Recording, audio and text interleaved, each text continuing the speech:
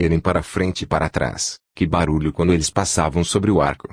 Ora, é precisamente neste ponto que a locomotiva e o tender descarrilaram, rompendo os parapeitos e indo quebrar-se contra estas mesmas pedras onde a criança tinha o hábito de ir sentar-se e onde 3 homens dos 5 que se mantinham sobre a máquina foram mortos. Algum tempo depois, a criança e seu irmão, de 13 anos, visitaram a cena do desastre, e abrindo um caminho entre a multidão precipitada para a triste notícia, viram a locomotiva em pedaços, jazendo exatamente no lugar para onde a menininha se dirigia e onde ambos haviam permanecido muito tempo no domingo anterior. Em seguida, pesquisando todas as circunstâncias do fato, acreditei compreender muito claramente a razão pela qual fui levado a agir com uma pressa que, à primeira vista, não me havia parecido necessária, visto que o desastre não devia se produzir senão mais tarde. É que, se tivesse oposto mesmo um atraso ligeiro, a menina teria passado do outro lado da avenida e teria encontrado sua posição favorita junto do mar, onde teria ficado completamente escondida dos olhares que a procuravam, de maneira que sua governanta teria voltado sem ela. Além disso, se eu não tivesse, explicitamente, proibido a criança de retornar a esse lugar, ela aí teria certamente voltado, como ela confessou-me, pois havia para ela mais atrativos ali do que em qualquer outro local, e neste caso, ela teria sido encontrada sobre as grandes pedras quando o trem de Granton tivesse passado. O Dr. W., a senhorita W., protagonista do episódio, o Dr. C.L. Robertson e a dona da casa escrevem confirmando o que precede. Este caso, apoiado pelos testemunhos indiscutíveis, é dos mais interessantes, e as considerações com as quais a sensitiva faz acompanhar sua narrativa demonstram com que exatidão matemática a causa agente calculou o momento da intervenção supranormal para a salvação da criança. Ao mesmo tempo, este caso se presta à observação, já tão frequentemente formulada, sobre as premonições que não salvam em consequência do consentimento tácito ou expresso da causa agente. Isto porque, se a criança foi subtraída de uma morte certa, não aconteceu mesmo para os 3 homens do pessoal que viajava e que foram vítimas do desastre. E, entretanto, a maneira de se comportar da causa agente denota que ela não estava apenas vagamente instruída sobre o desastre que se preparava, mas que estava inteiramente a par da hora exata e da localidade precisa em que ele devia se produzir. Não se pode deixar de pensar que ela teria podido conjurá-lo, modificando a mensagem telepática dirigida à sensitiva. Isso quer dizer que, ao invés da injunção vaga e orácula, mande procurar sua filha imediatamente, ou alguma coisa de terrível lhe acontecerá, nada a impedia de transmitir esta outra frase. Sobre a ponte do mar produziu-se um desgaste que fará descarrilar o trem. Manda imediatamente avisar os dirigentes, e por aí 4 vidas teriam sido salvas ao invés de uma. Como se vê, mesmo nas premonições que salvam, notam-se as habituais reticências misteriosas e perturbadoras, se bem que sob uma forma menos evidente do que nas premonições que não salvam, e que dir-se-iam desejadas por limitar a influência benévola a uma pessoa designada, abandonando a sua sorte às vítimas do mesmo desastre. Estas reticências, a seu turno, denotariam uma intencionalidade agindo sobre a base de um objetivo pré-estabelecido e inexorável, e que seria literalmente inconciliável com a hipótese da origem subconsciente das premonições estudadas. Caso 156. A senhora Legum Palace, depois de ter assistido a uma conferência do Dr. Richardson, que explicava todos os sonhos pelas leis da psicofisiologia, escreveu ao diretor do Leeds, 1892, Pag. 263, a seguinte carta: Londres, N.W. Regent's Park Road. Senhor, a conferência do Dr. B.W. Richardson, tendendo a reduzir qualquer sonho ao circuito das leis fisiológicas, é indubitavelmente interessante. Todavia, tive ultimamente um sonho de onde derivam consequências suficientes para me fazer crer que as luzes do doutor em questão não bastariam para explicar. Relato-o brevemente, tanto quanto possível. No último sábado, tinha me deitado muito tarde, e no dia seguinte estava cheia de sono. À tarde, adormeci um instante. Este sonho não ultrapassou 2 minutos, mas despertei sobressaltada, tremendo e aterrorizada, pois, nesse momento fugídio, eu tinha tido a visão de minha filha, de 8 meses, afogada no seu banho. O sonho tinha sido tão vivo e tão realista, que provocou em mim uma crise invencível de lágrimas e de gritos desesperados. Isso mergulhou meu marido e sua secretária, senhorita Simpson, num grande espanto. Na manhã da segunda-feira, uma amiga veio me encontrar, para ir recebê-la, tive que confiar o bebê, que acabava de entrar no banho, à senhorita Simpson. Entretanto, um momento mais tarde a senhorita Simpson foi também chamada de urgência. Ela se foi, mas, tendo chegado ao topo da escada, lembrando-se, de repente, do sonho, subiu novamente correndo e chegou justo a tempo de retirar o bebê do banho, e que aí tinha escorregado acidentalmente. Do quarto onde me encontrava, como tinha ouvido a senhorita Simpson gritar, deixei minha amiga, sem cerimônia, e subi precipitadamente. Encontrei-a com minha filha nos seus braços. Esta já tinha o rosto negro e estava completamente ensopada. Após essa experiência, o que pensar do propósito dos sonhos? Direi que estou imensamente grata à fisiologia por ter me concedido o sonho benévolo, pois se a senhorita Simpson não tivesse se lembrado justo no momento desejado, minha filha teria se afogado. Mas explicar-se-á que se a fisiologia não tem nada a ver com isto, trata-se, em todo caso, de uma coincidência fortuita. Neste caso, declaro-me profundamente reconhecida ao inventor das coincidências fortuitas, e nesta, tanto mais do que em uma outra ocasião, esta engenhosa invenção salvou-me também da morte, ao mesmo tempo que a outras pessoas. Assinado, Senhora C. Legum Palace.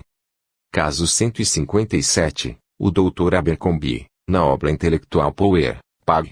215, relata o seguinte episódio, que foi em seguida objeto de uma entrevista por Robert Dalloway.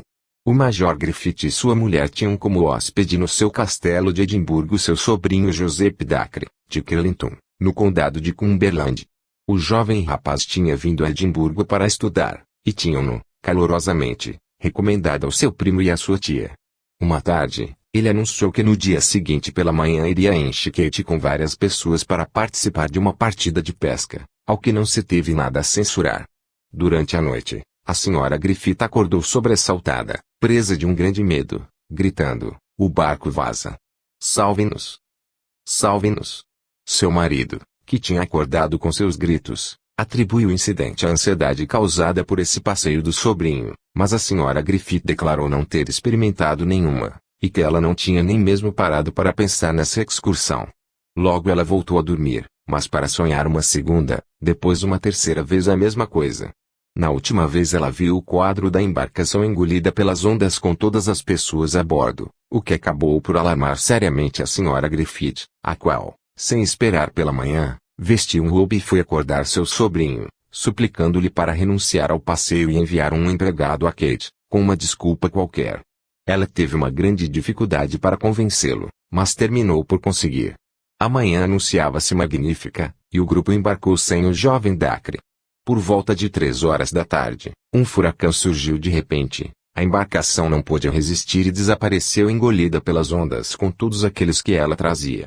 Dalloway pôde ler um relato deste fato traçado pela mão da senhora Mary Clark, filha do Sr. Dacre, protagonista do episódio, e soube-se que as pessoas que tomavam parte na excursão eram, senhores Patrick Cunningham, comerciante, Colin Campbell, capitão de marinha, um sobrinho deste último chamado Cleland e 2 marujos. O barco virou com um golpe de vento sudeste e todos se afogaram, exceto o capitão Campbell, que foi recolhido, extenuado, 5 horas após o acidente. R. Dalloway, Fort Falls Boundary of Another World, Pag. 103. Caso 158, extraiu do Vol. I. Pag. 283, do Journal of SPR. O professor W. F. Barrett recolheu e fez uma entrevista a seu respeito.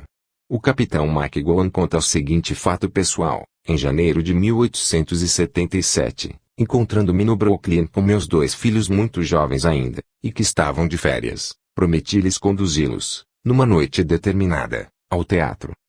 Desde a véspera tinha ido escolher e comprar 3 lugares. Em seguida, tinha me divertido visitando o interior do teatro, aí incluindo o palco.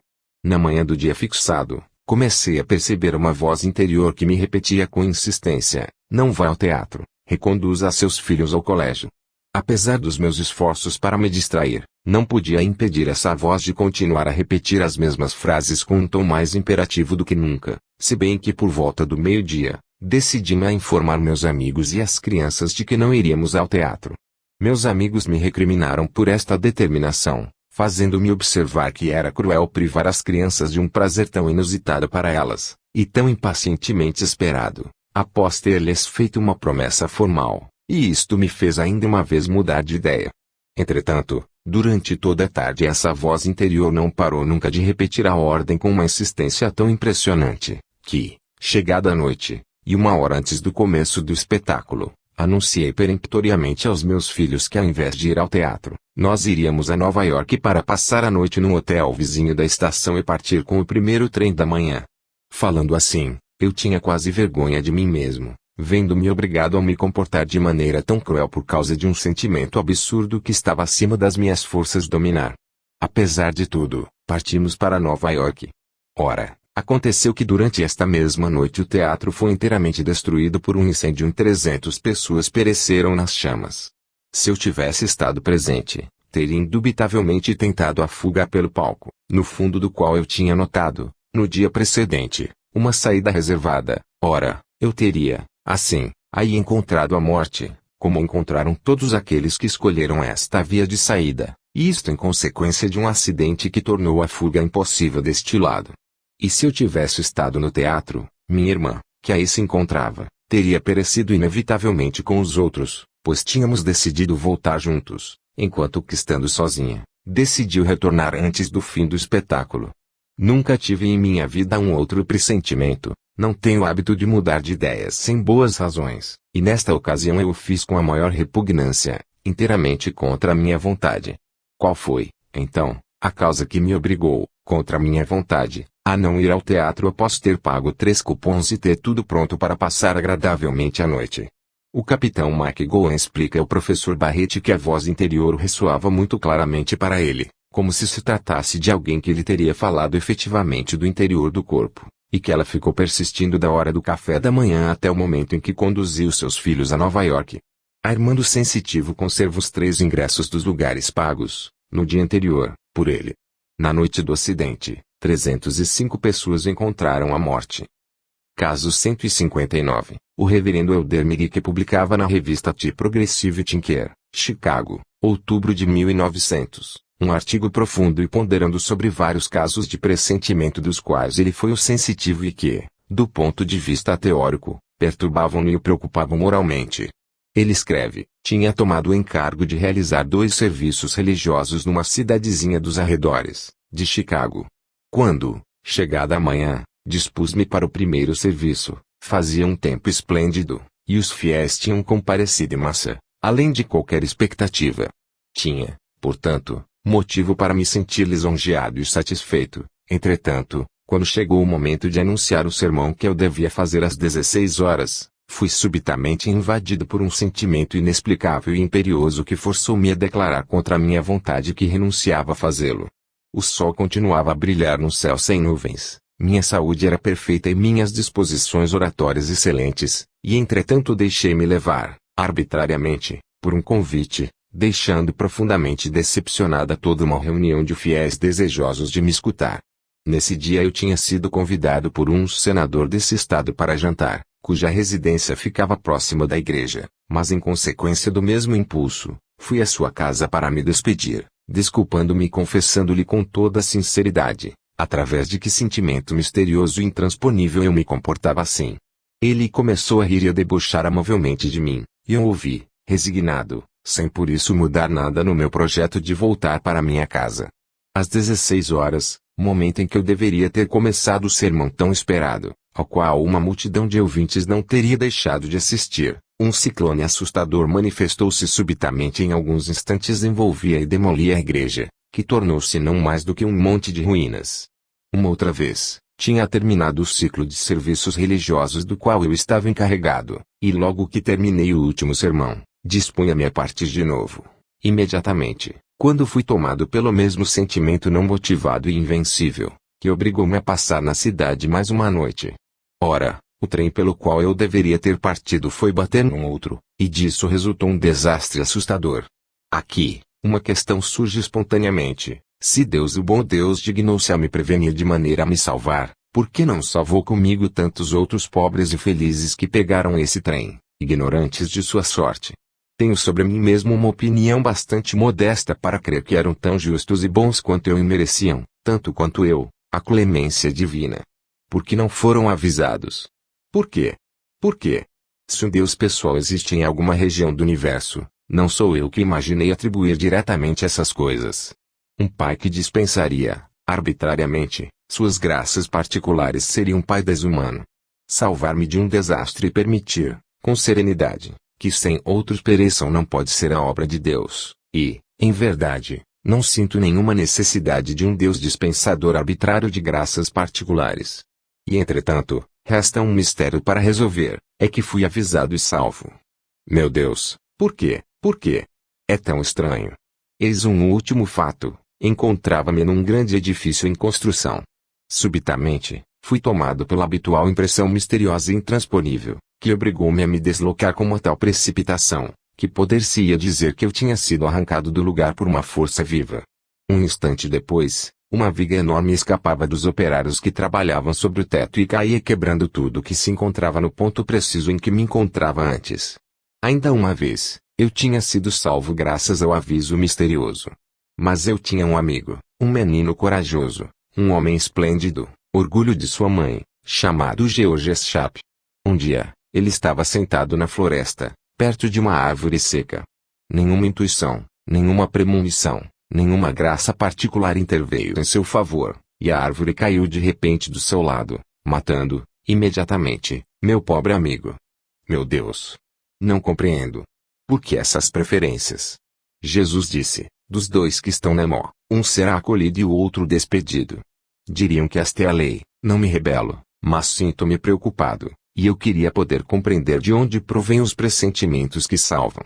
Com relação ao mistério que preocupa a tal ponto o reverendo Elder Mirica aparente injustiça divina nos pressentimentos que salvem alguns e abandonam todos os outros ao seu destino, observamos, primeiramente, que na hipótese de uma intervenção externa, seria preciso que o reverendo Mirica devesse sua salvação às suas próprias faculdades de sensitivo, que permitiram às entidades desencarnadas, afetivamente ligadas à sua pessoa, influenciá-lo telepaticamente no momento crítico, e, por outro lado, seu amigo e os viajantes do trem destruído foram fatalmente ao encontro da morte porque estavam privados dessa sensibilidade psíquica, indispensável para receber as mensagens espirituais. Isto resolveria, em parte, o mistério.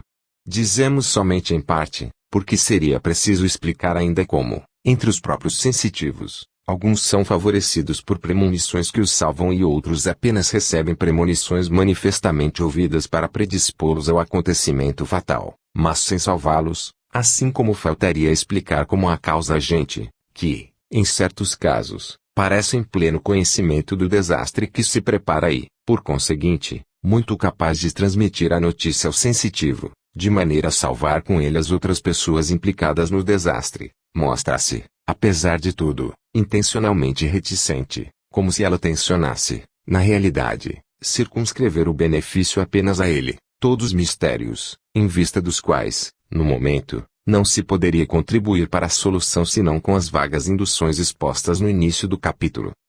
Subgrupo U. Premonições que determinam o acidente possível, casos 160 a 162. Nos casos que pertencem a este subgrupo encontra-se esta característica curiosa de que, se a premonição não se produzisse, o fato predito não aconteceria, isto é, somente em consequência dessa predição os sensitivos foram levados a agir ou a se comportar de maneira a provocar-lhe o acontecimento. Todavia, os casos desta natureza, cujo valor teórico seria muito grande se fosse possível recolher um número suficiente, são, ao contrário, tão raros, que não pude encontrar deles senão 3. O subgrupo presente permanece, portanto, no estado embrionário, e os 3 casos relatados apenas deverão servir para indicar a possibilidade de constituí-lo no futuro. Caso 160, tomo do estudo de Myers sobre a consciência subliminale, Proceedings of TSPR, Vol. 11, Pag. 488. A senhora se escreve na data de 29 de fevereiro de 1888, experimento um horror intransponível de macacos, que não olho nunca, quando posso não fazê-lo. Uma noite, sonhei que era perseguida com persistência por um grande macaco, diferente de todos aqueles que eu tinha visto, do qual não podia me libertar, o que me causava um terror indizível. A impressão que guardei ao despertar era tão desagradável e tão insistente, que, na esperança de afastá-lo, resolvi falar dele à minha família. Meu marido aconselhou-me a tentar sair para um passeio. Contrariamente aos meus hábitos, fiz vir meus filhos e saí com eles, sem chamar a governanta para acompanhá-los, e como seu passeio favorito era na direção de Nitingalelane, onde se encontravam os domínios cercados do Duque d'Argyll, dirigi-me para esse lugar. Quando chegamos em Argyll Lodge, vi com horror sobre o teto do abrigo esse mesmo macaco com que sonhei. Surpresa e apavorada, pus-me a correr gritando. Oh! Meu sonho! Meu sonho, mergulhando, assim, no espanto cocheiro do Duque, parado na soleira do abrigo. Meus gritos provavelmente chamaram a atenção do macaco, que pôs-se a nos seguir do alto do muro do recinto, enquanto que nós fugimos ao longo do mesmo muro, sempre em perigo de vê-lo saltar e cair sobre nós. O terror que experimentei foi idêntico àquele experimentado em sonho. Para o cúmulo do infortúnio, uma das crianças era muito pequena para correr bastante rápido, o que contribuía para aumentar meu pavor. Mal entramos em casa, mandei a camareira informar-se sobre o macaco, pois me sentia presa a um estado de nervosismo extremo. Ela informou que o animal pertencia à duquesa d'Argyll, que se tratava de uma raça muito rara e de grande valor, e que, na mesma manhã, ele tinha escapado, por acaso, da vigilância dos seus guardiães. Tudo isso explicava o incidente do qual tinha sido vítima, mas o sonho da noite precedente permanecia e permanece inexplicável. O marido da senhora C e a governanta escrevem a Mears confirmando o que precede. Mears acrescenta, na nossa coleção de fatos, esse é quase único nisto, que a premonição é justamente o que determina a sua própria execução, sugerindo as modalidades de conduta que deverão levar o sensitivo para o incidente temido.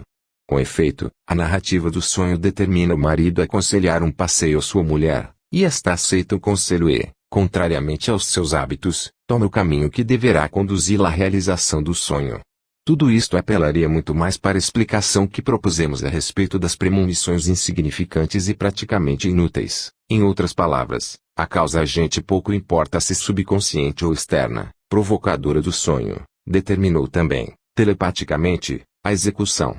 A coisa é tanto mais verossímil que o caso em questão pertence, pela pouca importância do incidente, à mesma categoria. Pode-se dizer o mesmo para o fato que se segue. Caso 161, extraio do vol. 2, pag.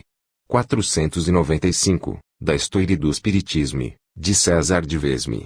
Ele escreve, um sonho premonitório que tem todo o caráter daqueles que os psiquistas estudam nos nossos dias nos é relatado pelo famoso Pierre Gassendi, 1592 a 1655. Eis suas palavras, o senhor Pereixe partiu um dia para Nimes com um amigo, um certo senhor Rainier. Este, durante a noite, tendo percebido que Pereixe falava dormindo, acordou e perguntou-lhe o que tinha ele. Este respondeu-lhe, eu sonhava que já tínhamos chegado a Nimes e que um destes joalheiros me oferecia uma medalha de Júlio César pelo preço de 4 escudos, quando eu ia justamente entregar-lhe o dinheiro, você me acordou, para meu grande pesar. Quando eles chegaram em Nimes, e enquanto passeavam na cidade, o senhor Pereixe reconheceu a loja do joalheiro visto em sonho. Entrou, perguntou se não havia nada de curioso para vender-lhe e obteve por resposta que sim, uma medalha de Júlio César. A pergunta sobre quando valia, o comerciante respondeu, 4 escudos. O senhor Pereixe apressou-se para lhe pagar e ficou encantado de ver seu sonho, felizmente, cumprido. Aqui, igualmente, o cumprimento da premonição foi determinado pela lembrança da própria premonição, porque este Pereixe não teria entrado na loja do joalheiro, se não tivesse se lembrado do sonho. Caso 162 o Dr. Charpignon, na obra Physiologie Medicine et Metaphysique du Magnétisme, pag. 312, conta o seguinte fato, extraído por ele dos souvenirs de Madame de Creque. O príncipe de Radzio havia adotado uma de suas sobrinhas órfãs. Ele morava num castelo na Galícia, e esse castelo tinha uma grande sala que separava os aposentos ocupados pelo príncipe daqueles ocupados pelas crianças, de maneira que para comunicarem-se uns com os outros, era preciso atravessar esta sala, a menos que se passasse pelo pátio. A jovem Agnès, de 5 ou 6 anos, soltava sempre gritos estridentes todas as vezes que faziam-na atravessar a grande sala. Ela indicava, com expressão de terror, um enorme quadro suspenso acima da porta, o qual representava a Sibila de Cumes. Tentou-se durante longo tempo vencer essa repugnância que se atribuía a alguma obstinação de infância, mas, resultando acidentes sérios dessa violência, acabaram por permitir-lhe não mais entrar nesta sala, e a moça preferiu, durante 10 ou 12 anos, atravessar, pela neve e no frio, o vasto pátio ou jardins, do que passar sob essa porta que lhe dava uma impressão tão desagradável. Chegou a idade de casar a jovem condessa, e, já noiva, havia, um dia, recepção no castelo. A sociedade quis, à noite, abandonar-se a algum jogo barulhento, e foi-se à grande sala onde, aliás, o baile de noivado devia acontecer. Animada pela juventude que a cercava, Agnes não hesitou em seguir seus convidados, mas, mal atravessou a soleira da porta, quis recuar e confessou seu pavor. Tinham-na feito passar em primeiro lugar, segundo o costume, e seu noivo, seus amigos, seu tio, rindo de sua infantilidade, fecham a porta atrás dela. Mas a pobre moça quis resistir, e agitando um batente da porta, fez cair o quadro que ficava acima. Esta enorme massa quebra-lhe o crânio com um de seus cantos e mata-a, imediatamente. Esse episódio, cujo valor sugestivo, do ponto de vista fatalista e reencarnacionista, seria muito grande, tem, infelizmente, o defeito de ser muito antigo, já que a relatora Sra. de Crack vivia no tempo de Louis XV. Renúncio, portanto, a daí resgatar os pontos teoricamente notáveis. Conclusões. Tendo chegado ao final desta longa classificação tecnicamente difícil e teoricamente embaraçada por formidáveis dificuldades, percebo que um crítico poderia, facilmente, encontrar algumas ligeiras divergências de visões entre as considerações aplicadas aos primeiros episódios e as que se seguem. Embora estas divergências possam ser aplainadas sem dificuldade, com um traço da pena, preferi conservá-las, integralmente, de um lado, porque uma parte delas tem um valor instrutivo, no que representam as oscilações inevitáveis do pensamento em contenda com o tema mais árduo e o mais insondável da casuística metapsíquica, e de outro lado, porque elas constituem esboços teóricos que, embora abandonadas em germen, poderiam servir a outras como marcas para descobrir novos caminhos que permitam penetrar na floresta tenebrosa que envolve a pequena clareira explorada, até o presente, do imenso continente da vida. De todas as maneiras, disponho-me a sintetizar nas minhas conclusões meu pensamento preciso sobre o argumento. Não me demorarei a discutir o ponto de vista probante dos casos recolhidos, pois, se um certo número dentre eles podem ser julgados insuficientes, inconveniente e inevitável numa tão longa classificação, só se pode reconhecer a autenticidade incontestável da grande maioria. Faço observar, aliás, que mais da metade das premonições relatadas são apoiadas por testemunhos de pessoas nas quais os sensitivos confiaram, antes do cumprimento, e que além disso, bom número dentre elas não foram somente contadas antecipadamente, mas escritas no momento em que se produziram, às vezes, até mesmo juradas diante do notário. Para outros casos, homens de ciência garantem, seja por ter feito uma entrevista pessoal a seu respeito, seja por terem sido eles próprios os protagonistas. Enfim, noto que por um feliz acaso, os episódios mais extraordinários, os mais maravilhosos, os mais impressionantes de toda a coleção tomam, justamente, lugar dentre os mais certificados pelos testemunhos inatacáveis e completos. Portanto, mesmo se só se pudesse contar com estes últimos, pode-se dizer desde já, com toda a legitimidade, que se pode considerar como atingida a prova científica da existência da fenomenologia premonitória. Dito isso, resumo os resultados teóricos aos quais chegamos pela análise dos fatos. Desde a introdução, com o objetivo de desobstruir o terreno das hipóteses inúteis, indiquei como tal, a da coexistência do futuro no presente, que nos parecia filosoficamente inconcebível, psicologicamente absurda, praticamente insustentável, porque é contraditada pelos fatos. Daí a necessidade de excluí-la do número das hipóteses aplicáveis aos fenômenos premonitórios. Não repetirei, portanto, as reflexões apresentadas a este respeito. Reproduzirei, muito mais a título complementar, algumas passagens de um artigo recentemente publicado sobre o argumento, pelo Sr. Vincenzo Cavalli, e que chega às mesmas conclusões. Eis o que se lê, que se trate de fenômenos objetivos ou subjetivos, a ordem cronológica aí está associada, necessariamente, com o antes e o depois, e com a sequência dos diversos acontecimentos sendo absolutamente impossível um sincronismo absoluto, que constitui uma verdadeira utopia metapsíquica e um verdadeiro nonsense psicológico. O presente eterno deveria, na vida psíquica, ser a impossível supressão da sucessão necessária dos atos, dos fatos, das sensações, das lembranças, quer dizer, a negação do movimento e, por conseguinte, da própria vida da consciência, a paralisia do eu no meio de uma cena imóvel e imutável. É possível. Nós somos e permanecemos seres espaciais e temporais, encerrados na limitação e submetidos à divisão, e qualquer esforço especulativo para romper o círculo da nossa natureza psicológica e ultrapassar a órbita de nossa potencialidade lógica é vão, e cai no vazio. É assim que poderemos fazer romance ideológico ou fraseológico sobre o presente eterno, mas, em substância, cabe a nós tentarmos racionalizar o absurdo e não esclarecer o abstruso. Não se pode nem mesmo dar a um mito filosófico semelhante uma realidade imaginária concebível qualquer, que deveria ser a impossível síntese sinóptica de milhares e milhares de sínteses biográficas. O suposto presente eterno, sem um passado atrás de si, nem um futuro diante de si, pode ser uma magnífica figura de lirismo filosófico, mas permanece sempre para nós uma irrealidade. Portanto, a supressão do tempo é uma hipérbole poética, e não uma verdade metafísica. Lucy Ombra, 1912, pág. 366 a 368. Assim se exprime Vincenzo Cavalli, de quem se conhece o valor e a acuidade do espírito científico. É inútil gastarem-se ainda palavras sobre este assunto. Contentar-me-ei em lembrar que nos comentários do caso 110 demonstrei que a hipótese em questão está absolutamente em contradição com os fatos. Uma vez eliminada a hipótese do presente eterno, por meio da qual podia-se ter a ilusão de explicar o conjunto dos fatos, uma segunda se apresentava, capaz de se prestar a presunções ilusórias análogas, e era a das inferências subconscientes.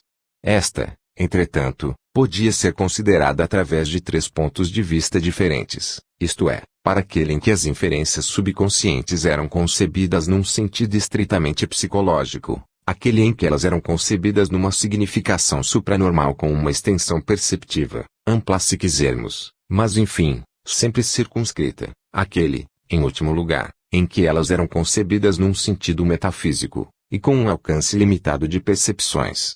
Apressava-me em declarar que a primeira e a segunda versões desta segunda hipótese pareciam legítimas e podem mesmo ser consideradas como adquiridas pela ciência. Não é o mesmo para a terceira, a propósito da qual eu anunciava minha intenção de demonstrar a falsidade e, por conseguinte, a necessidade de excluí-la do número das hipóteses aplicáveis aos fenômenos premonitórios. Mas para chegar a esse objetivo era preciso toda uma outra preparação para excluir a hipótese do presente eterno, para a qual não se podia invocar fórmulas de indução capazes de apoiá-la, já que ela era inconcebível metafisicamente, psicologicamente e praticamente, enquanto que a situação era melhor para a hipótese das inferências subconscientes de um alcance limitado. Com efeito, podia-se alegar em seu favor 2 considerações, uma é que esta forma de presciência parecia, pelo menos, legítima em relação à onisciência divina, e a outra é que, metafisicamente, não era inconcebível, como a do presente eterno. Apesar de um completo exame do tema nos ter conduzido a reconhecer que se esta hipótese, aplicada à onisciência divina, podia parecer metafisicamente verdadeira, isto não impedia de permanecer uma verdade puramente teórica, e, por conseguinte, inaplicável aos fenômenos premonitórios considerados como manifestações da subconsciência. Apesar disso, digo, este raciocínio não bastava para excluí-la do número das hipóteses legítimas, a menos que se pudesse demonstrar que ela estava em contradição com os fatos e inconciliável com as modalidades de manifestações próprias às outras faculdades supranormais subconscientes.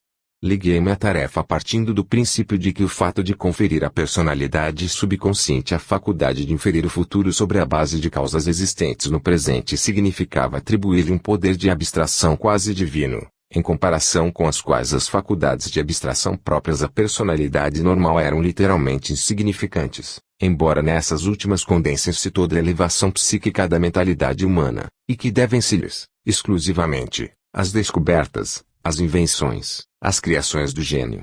Decorria daí que não se podia, logicamente, admitir esta inverossimilhança, prodigiosa, enorme supremacia intelectual da personalidade subconsciente sobre a consciência, sem dar lugar a problemas antitéticos e irracionais e absurdos. Daí esta indução, que provavelmente a clarividência no futuro não era um atributo do intelecto, esta indução teria tido a vantagem de afastar qualquer hesitação teórica.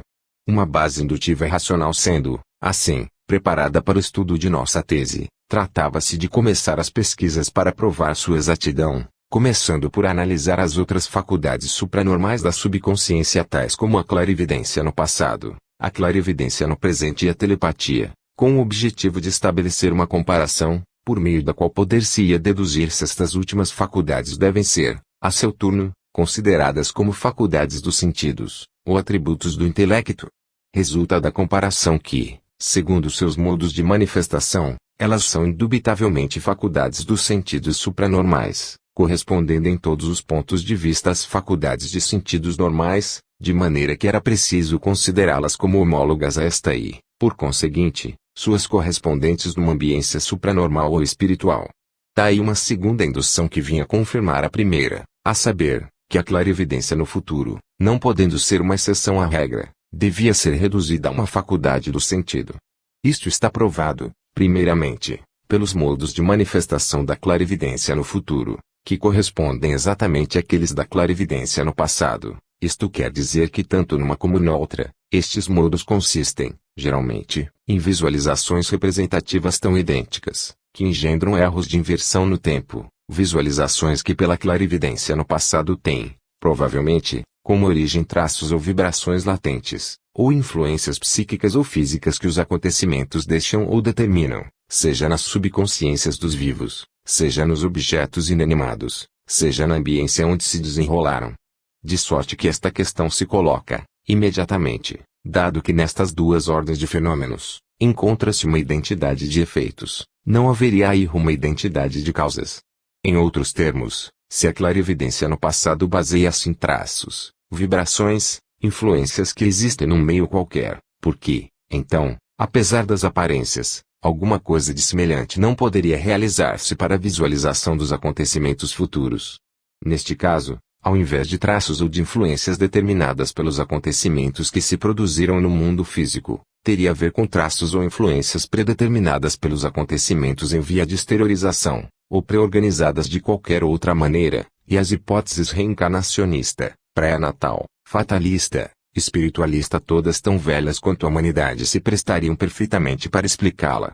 Daí uma terceira indução, confirmando ainda uma vez nossa tese e, ao mesmo tempo, fecunda em novas perspectivas teóricas.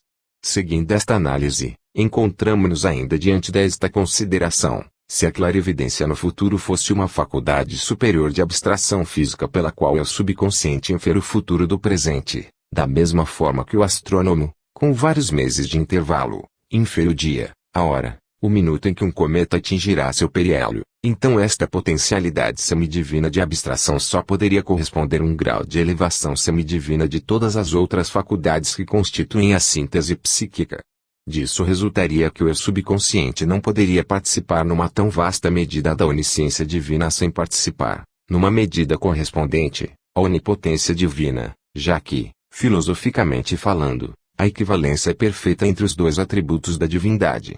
Os sensitivos, em condição de lucidez, deveriam, portanto, mostrar-se plenos de um poder sobre-humano, ou pelo menos mostrar-se suficientemente plenos para salvarem-se, eles próprios, dos perigos que os ameaçam e que eles preconizam, o que está bem longe de se produzir. E esta impotência, indício seguro de dependência, encontrando-se em perfeita relação com sua atitude passiva, que a seu turno é um indício de condição receptiva, leva, logicamente, a concluir que eles percebem os acontecimentos futuros por mediação, conforme a natureza de todas as faculdades de sentidos, e não ativamente, ou abstratamente, conforme a natureza das faculdades do intelecto. Daí uma quarta indução para sustentar ainda melhor o mesmo ponto de vista.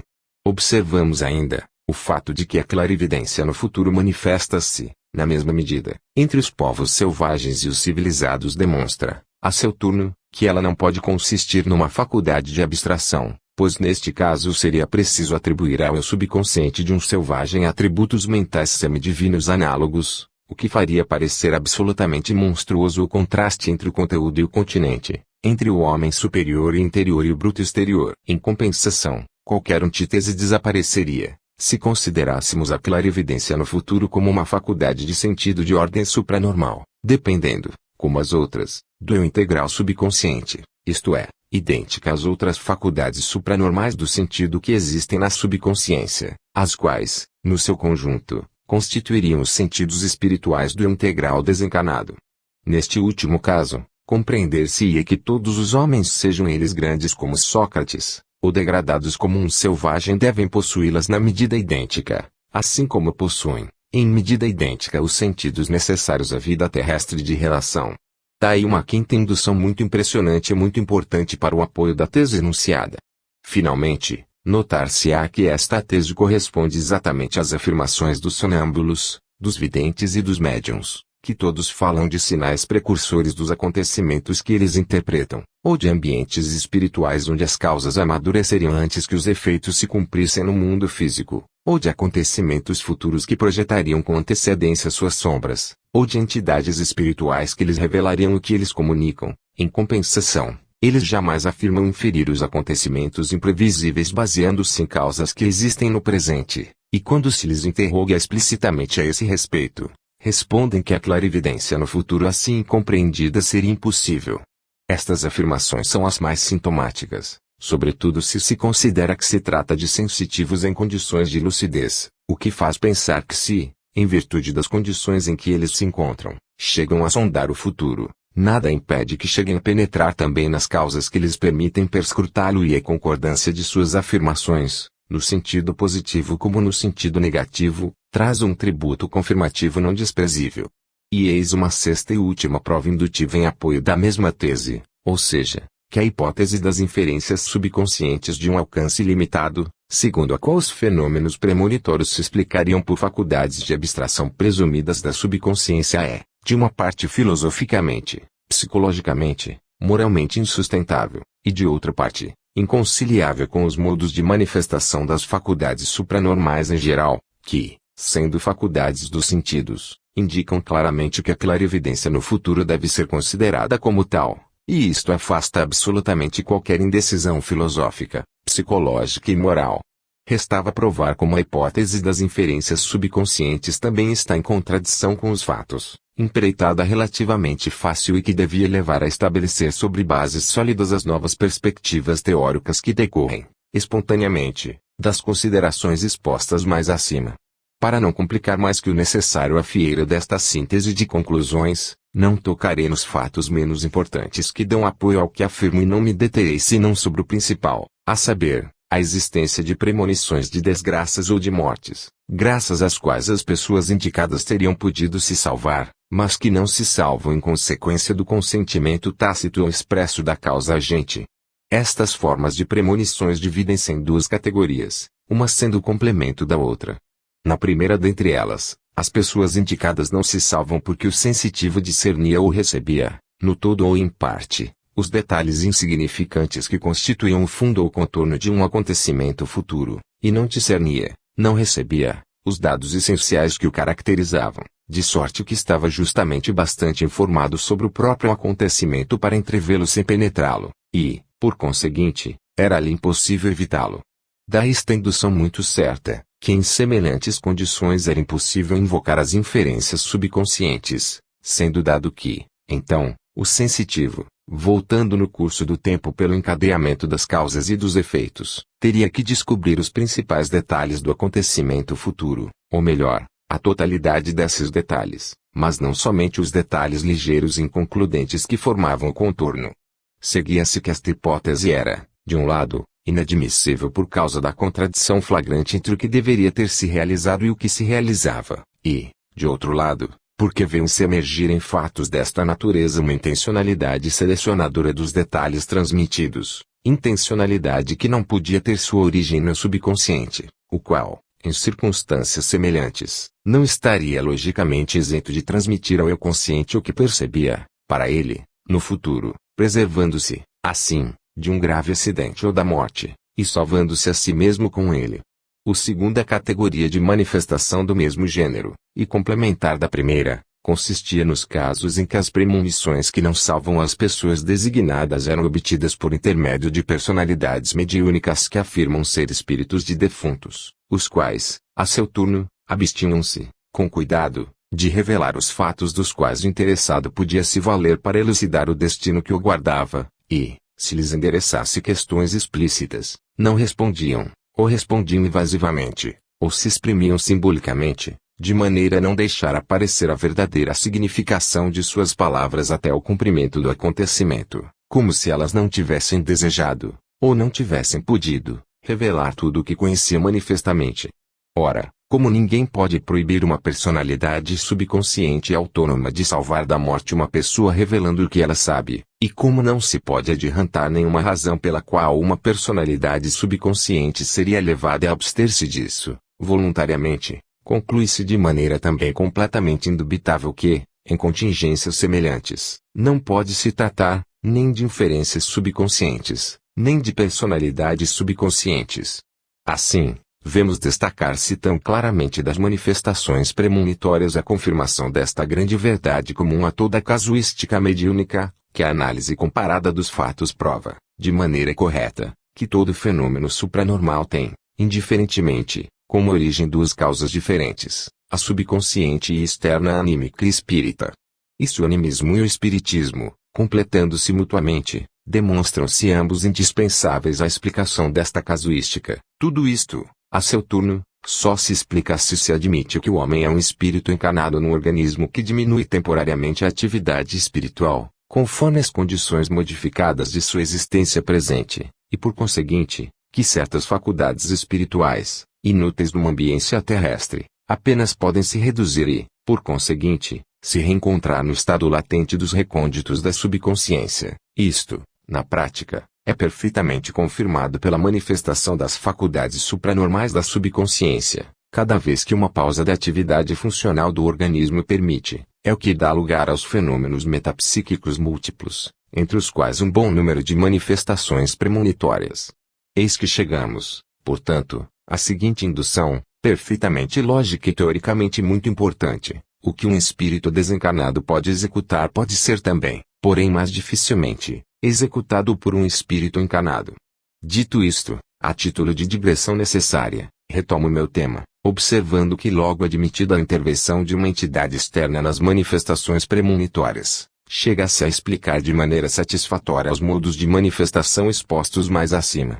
Com efeito, depois disto não é mais difícil admitir senão que um espírito desencarnado, ligado por um laço afetivo a um vivo, ameaçado por um acontecimento doloroso, empregue-se a avisá-lo, telepaticamente, por meio de uma representação subjetiva do acontecimento, limitando-se, entretanto, a uma representação parcial ou simbólica, no objetivo de fazer-lhe unicamente entrever ou pressentir, de maneira a criar nele um estado que pode predispô-lo a isso.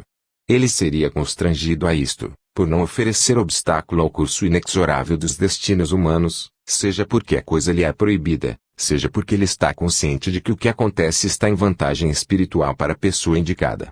Entretanto, estas considerações fazem ressaltar, até a evidência, que a hipótese espiritualista, propriamente dita, não basta, sozinha, para esclarecer todos os aspectos do problema, levando em conta a existência indubitável de alguma coisa de preordenada no curso das coisas humanas. É preciso, portanto, considerá-la em relação com outras hipóteses complementares como a fatalista e a reencarnacionista suscetíveis de se harmonizar perfeitamente com ela. De outro modo, a hipótese fatalista ajurra fatos com uma tal evidência, que nos encontramos obrigados, de qualquer maneira, a tomá-la em séria consideração, apesar dos perturbadores problemas filosóficos e morais que implica a sua concepção clássica, concepção que, sozinha, adapta-se aos fenômenos premonitórios e segundo a qual o fatalismo não se apresenta senão como uma espécie de determinismo universal absoluto, estabelecido e imposto por uma potência espiritual superior, única e livre. Seria preciso, portanto, concluir daí que a liberdade e a responsabilidade humanas são ilusórias e que o homem está reduzido às proporções de um autômato, sentido e consciente. Aqui uma questão se impõe: até que ponto os fenômenos premonitórios autorizam a afirmar uma concepção tão desoladora da vida? Nós a isso respondemos, observando que à primeira vista eles parecem apoiá-la inteiramente, se pensamos nos episódios tão numerosos em que, não somente os acontecimentos mais importantes aos quais devia estar submetido o indivíduo eram profetizados, mas também os menores detalhes das situações de meio onde ele devia se encontrar. E se a análise comparada dos fatos não tivesse sugerido nenhum abrandamento para esta fórmula absoluta de fatalismo, só nos restaria nos resignarmos filosoficamente ao inelutável e a nos entrincheirarmos à maneira dos antigos romanos, Atrás da fórmula clássica, se divinatio est, disunt, se adivinhação é, os deuses são.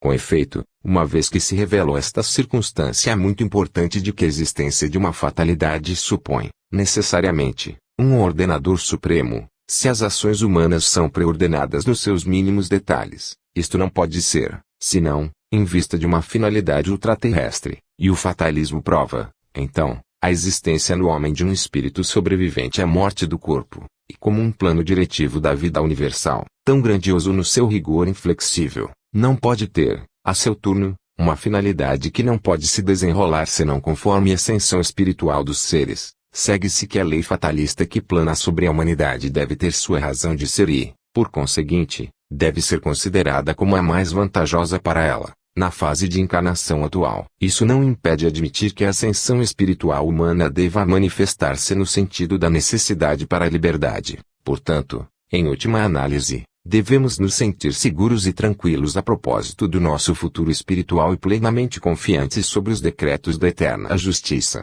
Tudo isto é dito a propósito da pior das hipóteses. Entretanto, a análise comparada dos fatos faria muito mais presumir que não devemos nos contentar com esta fórmula consoladora, pois há fenômenos premonitórios que encerram numerosos indícios que tendem a provar que a hipótese fatalista precisa, a seu turno, ser considerada em relação com outras hipóteses complementares, em virtude das quais ela se encontra confinada nos limites conciliáveis com a liberdade e a responsabilidade humanas.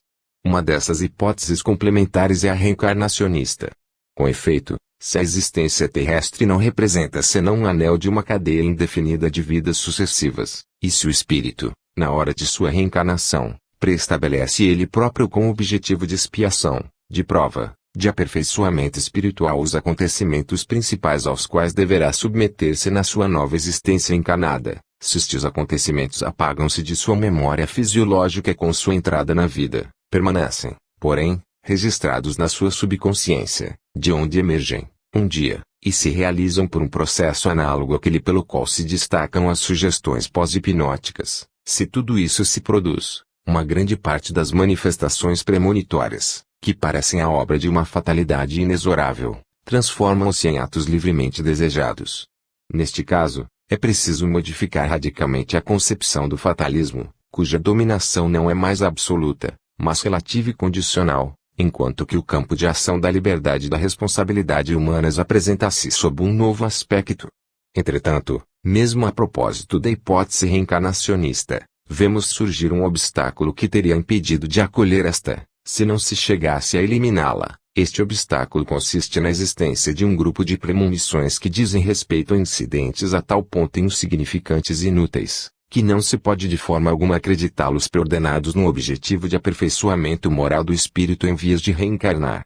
Para esclarecer esta dificuldade, apresenta-se uma outra hipótese, que tem a vantagem de estar baseada em dados de ordem experimental que permite concluir que os episódios do gênero que fazem objeto de nosso exame são manifestações em si, preparadas e executadas por personalidades subconscientes ou externas, que transmitem, primeiramente, ao sensitivo, sob a forma de visão onírica, ou de uma outra maneira, uma dada situação futura, onde ele, ou outros, deverão se encontrar. Em seguida, elas provocam a realização deles por meio de uma sugestão exercida, telepaticamente, sobre o sensitivo ou os outros interessados, e isto, ao que afirmam as personalidades em questão, a fim de impressionar nossos espíritos, de inculcar em nós a ideia de um mistério na vida, de abalar o cepticismo dos homens, levando-os a meditar sobre a possibilidade da existência de uma alma sobrevivente à morte do corpo.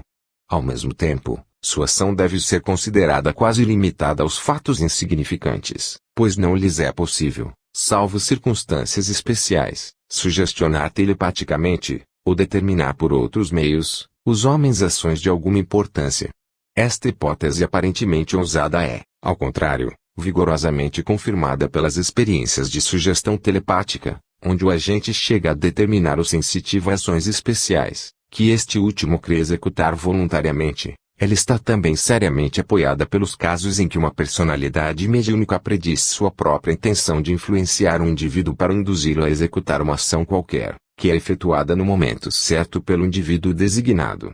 Diante de tais resultados, é preciso necessariamente concluir que, Se as personalidades subconscientes e mediúnicas chegam a influenciar sobre o curso das ações humanas, é claro, de uma maneira limitada aos casos de sensitivos suscetíveis de estar submetidos às influências telepáticas, não há mais razão para não atribuir a mesma causa às pseudo-premonições relatadas mais acima, e ele parece até conforme os métodos de pesquisas científicas de satisfazer, até provem o contrário, esta hipótese. Desta maneira, não somente chega-se a explicar, suficientemente, um grupo de episódios aparentemente inconciliáveis com a explicação reencarnacionista, mas ao mesmo tempo vê-se restringir os limites da hipótese fatalista. Resta, entretanto, a necessidade de recorrer a esta última, pensando que numerosos incidentes premonitórios não se adaptam facilmente, ou não entram de forma alguma na órbita reencarnacionista, seja porque eles são independentes da vontade consciente ou subconsciente da personalidade humana, como nas premonições de morte pela queda de um raio ou de uma telha, seja porque, não somente elas revestem o caráter acima, mas ainda escapam dos limites de uma existência individual, como nas premonições de morte em consequência de um naufrágio, de um desastre da estrada de ferro, de um cataclismo, seja, enfim, porque elas atingem uma importância social, como nas profecias de morte no decorrer de uma batalha, ou nas predições de acontecimentos políticos. Daí esta indução inevitável, de que, se as duas hipóteses acima pudessem restringir o fatalismo em limites justos, restituindo uma liberdade e uma responsabilidade suficientes para as ações humanas, não impediriam que se concluísse pela legitimidade da hipótese fatalista, considerada em relação com as grandes linhas diretoras do que traçam os destinos dos povos e dos indivíduos. Se quiséssemos esclarecer estas conclusões com a ajuda de uma comparação, seria preciso dizer que se, de uma parte, tudo concorre para demonstrar que o objetivo da vida é de prepararmos nós próprios nosso destino, de outra, é preciso presumir que o homem é livre no círculo da fatalidade que o transporta, assim como o passageiro de um navio está livre na cabine a ele destinada, mas obrigado a cumprir o itinerário estabelecido pelo comandante do navio. Ou, querendo retomar a comparação de Swedenborg, é preciso dizer que a vida é uma escola, presidida pelos mensageiros de Deus na qualidade de mestres, que nos propõem os deveres a cumprir, que o fato de cumpri-los bem ou mal depende de nós e que quando nossa educação estiver efetuada, ou quando tivermos aprendido o que nossa capacidade nos permite na escola da vida, mesmo se esta educação, para alguns, não tiver sido senão insucesso, então, nossos mestres nos farão deixar a escola. Para conciliar a comparação de Swedenborg com a hipótese reencarnacionista, seria preciso corrigi-la supondo que os deveres a cumprir só são em parte impostos pelos mensageiros de Deus e que, pela outra parte, eles provêm dos próprios espíritos, por meio de uma autossugestão pré-natal. Deixando de lado as comparações, concluiremos observando que em linha geral, e segundo a análise comparada dos fenômenos premonitórios, temos razão para crer que os acontecimentos dos povos e dos indivíduos estão submetidos às leis cósmicas da necessidade e da liberdade, harmoniosamente associadas entre si, tudo isto num objetivo que, embora insondável, permite entrever que deve se manifestar no sentido ascensional da necessidade para a liberdade. Por conseguinte, a melhor solução desse problema tão árduo é, sem nenhuma dúvida, esta: nem livre-arbítrio, nem determinismo absolutos durante a existência encarnada do espírito, porém liberdade condicional. Tais são as principais conclusões às quais chegamos após a presente classificação. Estas conclusões tornam evidente o que eu afirmava no início, que tudo concorre para provar que os fenômenos premonitórios têm como origem causas múltiplas, embora de um certo ponto de vista eles constituam um conjunto homogêneo de fatos que não se pode destacar, porque eles se encadeiam entre si e se completam mutuamente, todas as coisas lhes conferem uma espécie de unidade na diversidade. Em seguida, vimos também que as hipóteses propostas para a explicação dos fenômenos em questão constituíam, a seu turno, um todo solidário e harmônico, que parecia destinado a triunfar ou cair integralmente, porque nenhuma das hipóteses em questão podia, sozinha, explicar a complexidade dos fatos, que a exclusão de uma qualquer dentre elas comprometia a estabilidade do grupo e que somente na condição de tê-las todas presentes e de utilizá-las de vez em quando é que se chegaria a resolver de maneira satisfatória todas as dificuldades teóricas mais sérias. E esses resultados muito importantes foram obtidos com a ajuda de 5 proposições fundamentais, 2 negativas e 3 afirmativas. Com as 2 proposições negativas, tínhamos por objetivo demonstrar que as hipóteses do presente eterno e das inferências subconscientes num sentido ilimitado, sendo filosoficamente e psicologicamente praticamente inadmissíveis, deviam ser excluídas do número daquelas aplicáveis aos fenômenos premonitórios. Com as três proposições afirmativas, estabeleciam-se os seguintes dados muito importantes.